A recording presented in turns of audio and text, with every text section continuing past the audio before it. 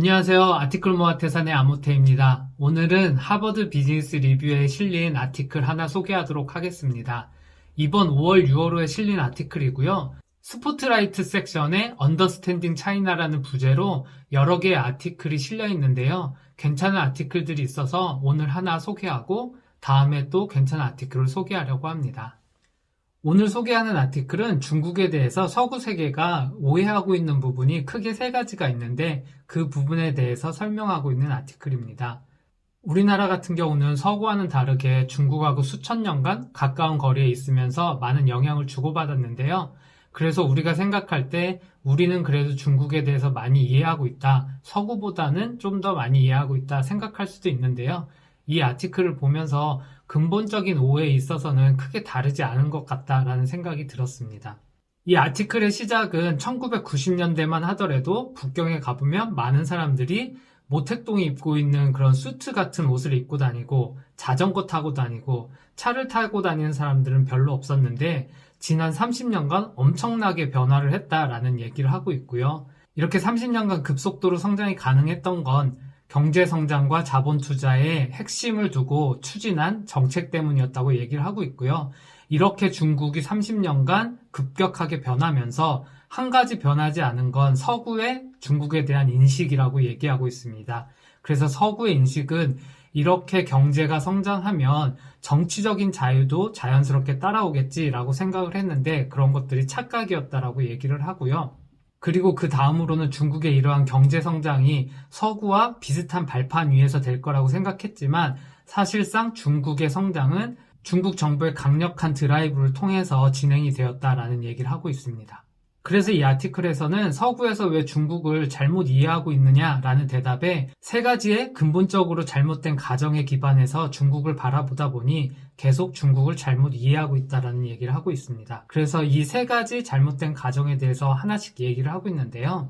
그래서 그 첫 번째 가정으로는 경제와 민주주의가 동전의 양면 같아서 같이 움직이는 거다라는 생각을 갖고 있는데 이러한 생각이 잘못된 거다라고 얘기를 하고 있습니다. 그래서 아래에 보면 일본이나 영국이나 독일이나 프랑스나 2차 세계대전 이후에 경제가 성장하면서 민주주의의 성장도 같이 왔다. 그리고 한국이나 말레이시아도 비슷하게 움직였고 단지 중국의 차이점은 이러한 성장이 한 40년 정도 늦어졌다. 모택동 때문에 이 차이만 있을 뿐이지 중국도 결국 경제가 성장하면 사회 전체가 민주주의화 되는 성장도 같이 올 거다라고 생각을 했다고 하고요.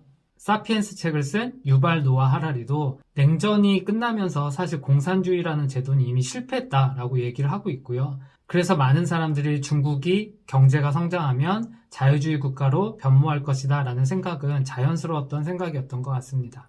그리고 이어서는 2000년도에 중국이 WTO 가입할 때 빌 클린턴이 했던 말을 인용하면서 결국 중국이 WTO 가입을 하면서 경제적 성장만 하는 것이 아니라 많은 사람들이 경제적 자유를 누리게 될 거고 이렇게 경제적 자유를 얻게 된 개인들이 결국 더 큰 힘을 가질 거다라는 얘기를 했다고 하고요.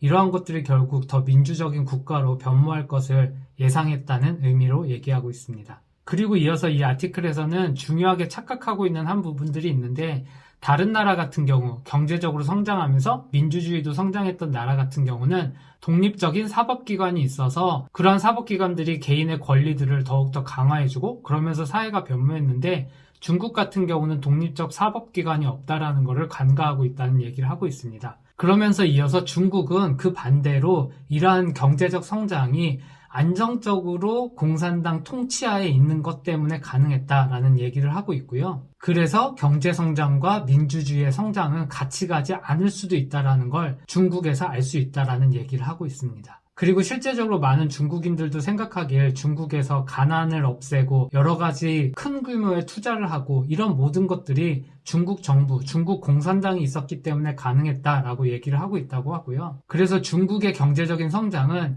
이러한 권위주의 정부가 있음에도 불구하고 성장한 게 아니라 이러한 권위주의 정부 덕택에 성장한 거라고 많은 중국인들이 믿고 있다고 합니다. 그 대표적인 예로 작년에 코로나 대응을 보면서도 중국에서는 코로나가 처음 발발했지만 강력하게 락다운하면서 초기에 진압을 했는데 서구는 1년이 넘도록 아직도 진압을 못하는 이러한 것들을 보면서 중국 정부나 중국 사람들은 중국 정부의 어떤 통제나 이런 부분들이 서구의 정치체제보다 훨씬 더 효과적이라고 믿고 있다고 합니다. 그리고 이어지는 내용은 중국의 혁신도 이러한 권위주의가 혁신을 저해하는 게 아니라 이 중국 정부의 주도하에서 모든 혁신들이 일어났다. 미국 같은 경우도 펜타곤에서 군사기술들이 실리콘밸리로 가면서 혁신이 일어났는데 중국 같은 경우도 많은 혁신들이 중국 군대 내부에서 진행되던 것들이 중국 정부의 주도로 기업으로 내려가고 거기에서 혁신이 일어났다고 하고요.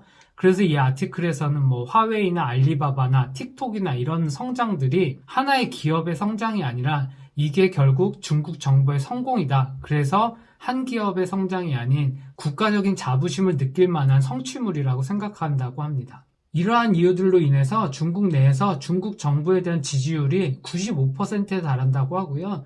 이 기사는 실제 밑바닥에서 우리가 현장 정서를 보니 틀리지 않더라라는 얘기를 하고 있습니다. 그리고 중국에 여러 가지 억압하거나 감시하거나 이런 부분들이 있고 소수민족 탄압하고 이런 것들이 있지만 많은 중국 국민들은 중국 정부가 억압하는 부분들도 있지만 대체적으로 중국 정부가 많은 기회를 준다라고 인식을 하고 있다고 합니다. 이러한 경험을 통해서 중국 국민들만 아니라 중국 지도자들도 민주화 없이 성장하는 게 가능하다라는 거를 체험을 했다고 하고요. 그리고 지난 2017년에 시진핑이 3가지 중요한 배틀이 있는데 금융 리스크를 줄이고 공기오염 해결하고 빈곤 수준을 최소화하는 이런 3가지 얘기를 했다고 하고 이러한 3가지 개혁을 완수하기 위해서는 중국 공산당 체제의 변화가 아니라 더욱더 강화하는 개혁이 필요하다라는 얘기를 했다고 합니다. 이러한 중국의 상황을 보면서 서구에서는 중국의 정치체제가 상당히 낙후되어 있고 정체되어 있다라고 생각을 하기 쉬운데 결코 정체되어 있지 않다라는 얘기를 하고 단지 자유주의적인 방식의 개혁이 아닐 뿐이지 많은 개혁을 하고 있다라고 하면서 시진핑 주석이 권력을 잡은 이후에 중국 내 관료 시스템에서 부패한 정치인이나 부패한 관료들을 숙청했던 이 일들을 얘기하면서 이러한 부패 처단이 가능했던 게 중국 같은 경우는 시스템상으로 대법원도 막을 수 없었다고 하는데요. 이러한 독특한 시스템 때문에 개혁이 가능했다라는 얘기를 하고 있습니다. 그리고 이어서 2번째 오해로는 서구 세계에서는 이러한 권위주의적인 정치체계가 합법적일 수 없다라는 생각을 하고 있는데요. 이러한 생각도 오해라고 얘기하고 있습니다. 그래서 지난 100년의 중국 역사를 보면 외세의 침투도 많았고 내부적으로도 공산주의 혁명을 일으키면서 투쟁도 많았고 끊임없는 투쟁과 전쟁의 역사였고 대부분의 중국인들은 이렇게 계속된 투쟁과 전쟁의 역사를 통해서 세워진 중국 정부가 적법한 정치체계라 믿고 있다고 합니다. 그리고 이어서 얘기하는 건 중국 정부의 시스템이 단순한 공산주의가 아니다라는 얘기를 하고 있습니다. 단순한 마르크스주의가 아니라 마르크스 레닌주의의 정권이라고 얘기를 하고 있고요. 마르크스주의는 경제적인 부분에만 관심을 가진다면 마르크스 레닌주의는 경제적인 거에 추가로 강력한 통제를 강조하고 있다고 얘기하고 있습니다. 그래서 중국 정부는 단순히 경제 성장을 최우선에 두는 게 아니라 그러한 경제 성장을 중국 정부의 통제하에 두는 것을 큰 목표로 삼고 있다고 합니다. 그래서 이러한 체제를 잘못 오해하고 있는 서구에서는 중국에 투자하고 중국에 협력하고 중국의 합작회사를 세울 때 우리가 경제적인 이익만 전달해주면 이 중국 정부도 우리에게 협조적일 거야 라고 생각을 하고 있지만 결코 그렇지 않다라는 얘기를 하면서 서구 세계의 자본이 들어와서 중국 내에서 벌어지는 많은 사업에 대해서 중국 정부는 경제적인 성장뿐만 아니라 그 사업에 대해서 지속적인 통제를 유지하려고 한다라는 얘기를 하고 있고요. 그래서 많은 서구 기업들이 중국에 진출해서 경제적인 베너핏을 주면 원하는 수준의 평등한 권리를 얻을 수 있을 거라 생각했는데 그렇지 않았다는 것을 얘기하고 있습니다. 그 다음으로 얘기하는 건 중국의 정부의 지도자들을 선출하는 방법들이 서구보다 더 앞서 있다라고 중국에서는 생각하고 있다고 하는데요. 시진핑 같은 경우도 첫 시작, 관료의 시작은 중국의 아주 작은 마을에서 시작해서 중국 공산당 내부에서 서열에 따른 리더십을 검증받고 그 다음 레벨로 계속 올라가게 되는데 이러한 부분들이 서구에서는 저희 민주주의 같은 경우는 리더십이 검증되지 않아도 인기가 있다든지 시류에 따라서 리더십에 올라가는 경우가 많이 있는데 이러한 부분들이 중국은 자기네들의 지도자를 뽑고 리더십을 세워가는 부분들이 훨씬 더 합법적이다라고 믿고 있다고 합니다. 그리고 이런 사상들이 레닌주의에 있는 투쟁과 모순 이러한 단어에서도 찾아볼 수 있다고 얘기하면서 중국의 시스템은 문제가 생겼을 때 대화와 토의를 통해서 타협하는 게 아니라 투쟁을 통해서 모순 상황을 극복하는 것을 해결의 방법으로 생각한다고 합니다. 이런 이야기와 관련해서 중국의 오래된 농담을 하나 소개하고 있는데요. 그래서 중국과의 윈윈 시나리오는 중국도 이기고 상대편도 이기는 게 아니라 중국이 2번 이기는 걸 말하는 거다라는 얘기의 농담을 소개하고 있습니다. 그리고 이어서는 중국 정부의 이런 통제된 사회 시스템이 중국 정부가 중국 국민들을 압박하는 게 아니라 중국 정부와 중국 국민들 간에 완벽하게 합리적으로 맺어진 사회적 개혁이다라는 얘기를 하고 있고요. 그래서 예를 든 게 여기에 중국의 롱청이라는 도시 같은 경우는 이 시민들 개개인의 모든 데이터를 빅데이터로 다 모아서 각 사람들의 소셜 크레딧 점수를 계산하고 이 계산된 점수에 따라서 대출 금액이라든지 기차를 탈 수 있는 티켓을 사는 권리라든지 이런 것들이 소셜 크레딧 스코어에 기반해서 하고 있고 이러한 것들이 서구에서 볼 때는 개개인의 정보를 가지고 빅데이터로 모으는 것 자체가 이상하게 보이지만 중국에서는 이러한 시스템이 상호 동의하는 사회계약 하에서 이루어지는 일이다라는 얘기를 하고 있고요. 그리고 또 덧붙이는 건 중국 하면은 공자 하면 뭔가 평화, 협력 이런 거라고 생각하기 쉬운데 중국에서 생각하는 공자 사상은 평화, 협력이 아니라 권위에 대한 인정을 더 강조하고 있고 그래서 이 아티클에서는 많은 중국 국민들이 이러한 권위주의 적인 중국 정부를 합법적이라고 믿는 것뿐만 아니라 가장 효율적이라고 믿고 있다라는 사실을 아는 것이 정말 중요하다라는 얘기를 하고 있습니다. 그리고 마지막으로 3번째 서구인들이 갖고 있는 중국에 대한 오해는 중국인들의 생활하는 방식, 일하는 방식, 투자하는 방식이 서구하고 동일할 거다라고 생각을 하는데 이게 큰 착각이라고 얘기를 하고 있습니다. 이러한 생각이 왜 착각인지에 대해서 설명하기 위해서 이 아티클에서는 지난 몇십 년간 중국 현대사의 중요한 시점들을 살아온 대표적인 한 사람의 인생에 대해서 얘기를 하고 있는데요. 현재 기준으로 65살인 중국의 한 여성이 예를 들면 이 여성 같은 경우는 모택동 시절에 대약진 때 대기근도 겪었고 또 문화혁명 때 홍위병으로서